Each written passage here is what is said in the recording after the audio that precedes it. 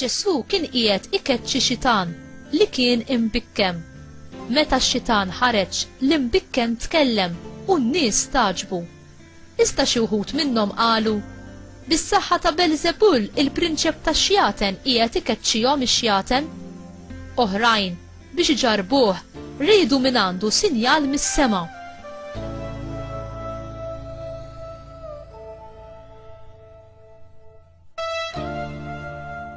Iżda hu intebaħ x'kienet il-fema tagħhom u qalilhom: kull salbna maqsuma fiha nnifisha issir ħerba u taqa' dar fuq oħra.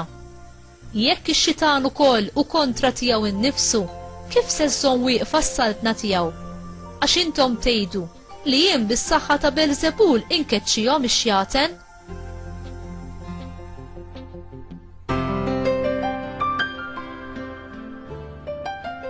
Imma jekk jiena qiegħed inkeċċi x-xjaten bis-saħħa ta' Belzebul u liedkom bis-saħħa ta' min ikeċċuhom, għalhekk huma stess ikunu l-imħalfin tagħkom. Iżda jekk jiena qiegħed inkeċċi x-xjaten bis-saħħa ta' Alla, dan ifisser li waslitilkom is-saltna ta' Alla.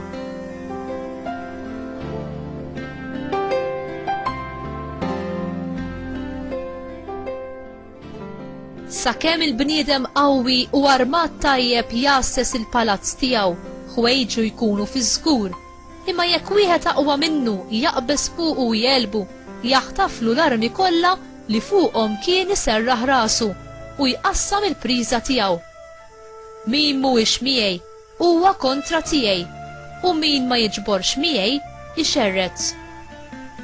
Il-kelma tal-mulej tifħir lilek Kristu.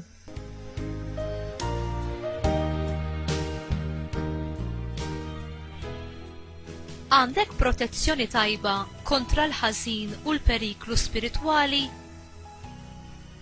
Meta Ġesu kien ittentat mix-xitan fid-deżert, u rebaħlu permezz tal-ubbidjenza tiegħu għar-rieda tal-missier. In-nies li kienet tersaq lejn Ġesu bil-fidi u kien jagħtihom il-vera libertà mill-ħakma tad-dnub u mill-forsi tal-ħażen u tad-dlamijiet. Fil-qari tal-lum naraw kif l-awtoritajiet reliġjużi ta' żmien Ġesu kienu wisq medija fuq il-liġijiet u s-sistemi reliġjużi tagħhom biex jinbidlu u kienu superbi wisq biex jissottomettu lilhom infushom għal Ġesu. Żammew riġidu fl-osservanzi tal-liġijiet ritwali tagħhom u naqsu milli jgħixu dak li kien tassew l-essenzjal, jiġifieri li jaqdu d-doveri tagħhom tal-imħabba lejn Alla u lejn il-proxmu.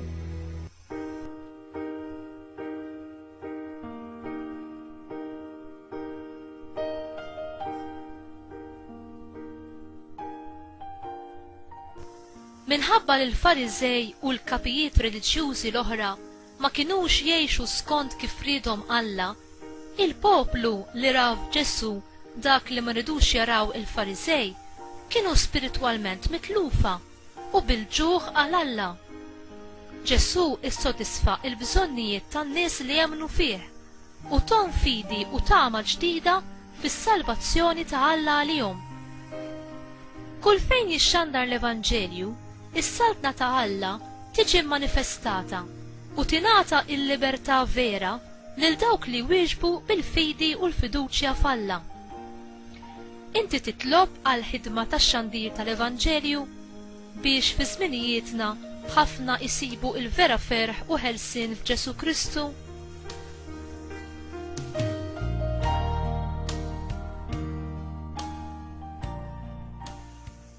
Mulej, għamel li s-salbna tiegħek tasal għand kull min jinsab imġarrab u fid-dlam.